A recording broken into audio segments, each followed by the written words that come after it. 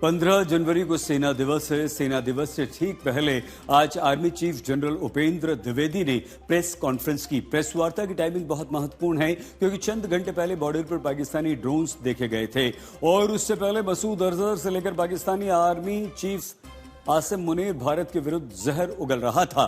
आज army chief ने पाकिस्तान में जिंदा बचे आतंकवादियों और आतंक के गॉडफादर मुनीर को अपना संदेश दे दिया है। आज आर्मी चीफ उपेंद्र द्विवेदी के उसी संदेश ने पाकिस्तान में हड़कंप मचा दिया है। मसूद हाफिज गैंग को सेना प्रमुख का पैगाम।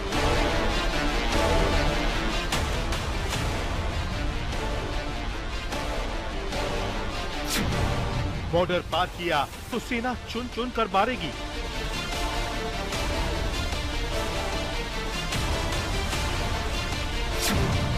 पाक सेना के प्रमुख मुनीर को बारूदी संदेश। अब की बार गुस्ताखी पर माफी नहीं मिलेगी।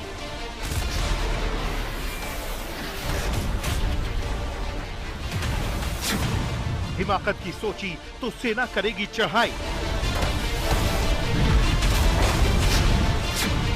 सेना तैयार खड़ी, मुनीर कंपनी की नींद उड़ी। बीते कुछ दिनों में पाकिस्तान के आर्मी चीफ और पाकिस्तानी सेना की गोद में पल रहे आतंकी कई बार भारत के खिलाफ जहर उगल चुके हैं। 31 दिसंबर और 11 जनवरी को बॉर्डर पर पाकिस्तानी ड्रोन तक देखे गए। आज मुनीर एंड कंपनी को army chief general Upendra Dwivedi ने अपना पूरा प्लान बता दिया है कि पाकिस्तानी सेना की हर साजिश पर नजर है। बॉर्डर पार चल रहे आतंक के ट्रेनिंग कैंपों पर नजर है। अगर पाकिस्तान ने कोई हिमाकत की तो भारतीय सेना अब की बार पूरा हिसाब बराबर कर देगी, क्योंकि ऑपरेशन सिंदूर अभी जारी है। Op Sindoor was conceptualized and executed with precision. Through 22 minutes of initiation on 7th May and an orchestration that lasted 88 hours up to 10th May, the operation reset strategic assumptions by striking deep, dismantling terror infrastructure, and puncturing the long-standing nuclear rhetoric. The army successfully destroyed 7 out of the 9 targets and thereafter played a pivotal role in ensuring calibrated response to Pak actions. As you may be aware, Operation Sindoor remains ongoing. Any future misadventure will be resolutely responded to. आज army chief ने operation सिंदूर को लेकर एक बड़ी detail share की। अब तक बहुत कम लोगों को पता था कि भारतीय सेना पाकिस्तान के खिलाफ ग्राउंड एक्शन की तैयारी कर चुकी थी। टैंक और सेना पाकिस्तान में घुसकर हमला कर सकते थे, लेकिन पाकिस्तानी सेना ने पहले ही मैदान छोड़ दिया।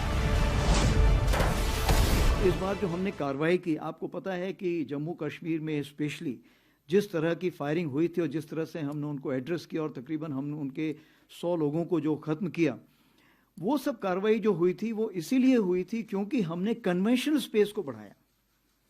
और उस 88 आवर्स में आपने देखा कि कन्वेंशनल स्पेस को बढ़ाने के लिए आर्मी का जो मोबिलाइजेशन था वो इस प्रकार से था कि कोई भी ऐसी गलती अगर पाकिस्तान ने की जिसमें कि हमें मजबूर होना पड़ा, ग्राउंड ऑपरेशन शुरू होने के लिए हमने पूरी तैयारी कर रहे। ये बात किसी से छिपी नहीं है कि ऑपरेशन सिंदूर ने पाकिस्तानी एटम बम की हवा निकाल दी। मुनीर एंड कंपनी की एटमी धमकी का दम निकाल दिया। भले ही मुनीर एटम बम चिल्ला रहे हों, लेकिन उनके मुल्क के सीनियर पत्रकार नजम सेठी ने ही पाकिस्तानी सेना की पोल खोल कर रख दी। मतलब यही है कि पाकिस्तानी सेना में भारत का खौफ है। यही नहीं, पाकिस्तानी ड्रोन को लेकर भी सेना प्रमुख ने अपनी नीति को एकदम स्पष्ट कर दिया है। पाकिस्तान की ड्रोन वाली साजिश से निपटने का पूरा प्लान समझा दिया। जहां तक ड्रोन का सवाल है, ड्रोन ये आपको देखना ये कौन सा वक्त है। ये वक्त जो है हमारा 15 जनवरी और 26 जनवरी के काफी पास का वक्त है।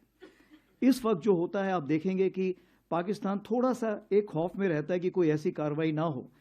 तो ये जो ड्रोन्स अभी हमने देखे हैं ये बहुत छोटे ड्रोन्स हैं। ये लाइट ऑन करके आते हैं, ये बहुत हाइट पे नहीं जाते हैं और ये बहुत ही कम देखे गए हैं।